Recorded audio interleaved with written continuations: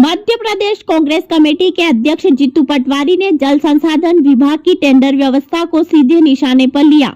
उन्होंने कहा, मामला सिर्फ कागजी प्रक्रिया का नहीं है, इसका असर उन सिंचाई परियोजनाओं पर पड़ रहा है जिनका इंतजार किसान लंबे समय से कर रहे हैं। पटवारी का मुख्य आरोप टेंडर पैटर्न को लेकर रहा। उनके अनुसार विभाग के कई बड़े टेंडरों में बार बार वही सीमित कंपनियां दिखाई देती हैं, कभी L1, कभी L2, कभी L3 की स्थिति में। उन्होंने इसे सामान्य प्रतिस्पर्धा के बजाय रोटेशन जैसा पैटर्न बताया और पूछा कि अगर प्रतिस्पर्धा खुली है तो नाम इतने सीमित क्यों। यहीं से उन्होंने पारदर्शिता पर बड़ा सवाल खड़ा किया। उनका कहना था कि जब बोली प्रक्रिया में दावेदारों का दायरा छोटा दिखे और परिणाम बार बार समान समूहों के इर्द गिर्द घूमे तो विभाग को सार्वजनिक रूप से स्पष्ट करना चाहिए कि पात्रता, तकनीकी स्कोर और वित्तीय मूल्यांकन कैसे तय हुआ।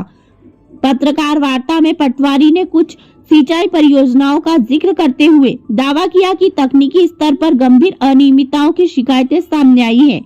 आरोप यह है कि साइट पर HDPE पाइप लगाए गए, लेकिन भुगतान DI पाइप के नाम से निकाला गया। अगर यह आरोप सही पाया जाता है तो मामला सिर्फ गुणवत्ता का नहीं, सीधे वित्तीय अनियमितता का बनता है, क्योंकि दोनों सामग्रियों की लागत, टिकाऊपन और उपयोगिता अलग होती है।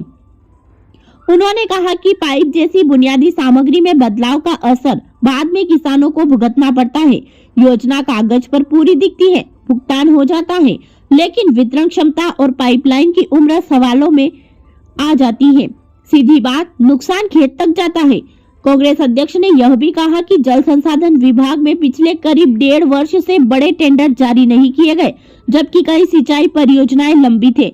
उनका तर्क था कि जब परियोजनाएं समय पर आगे नहीं बढ़ेगी तो नहरों और पाइपलाइन नेटवर्क का विस्तार भी रुकेगा और इसका सीधा असर पानी के इंतजार में बैठे किसानों पर पड़ेगा।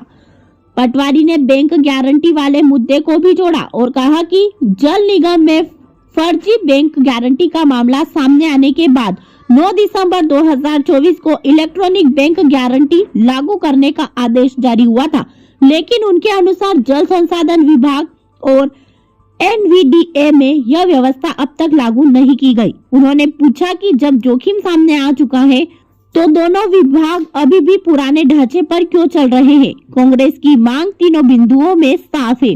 जल संसाधन विभाग में जमा सभी बैंक गारंटियों की जांच हो, बैंक गारंटी व्यवस्था तत्काल लागू की जाए और वर्ष 2023-24 में लगाए गए टेंडरों की न्यायिक जांच कराई जाए। देखते रहिए हमारे साथ MP7 न्यूज।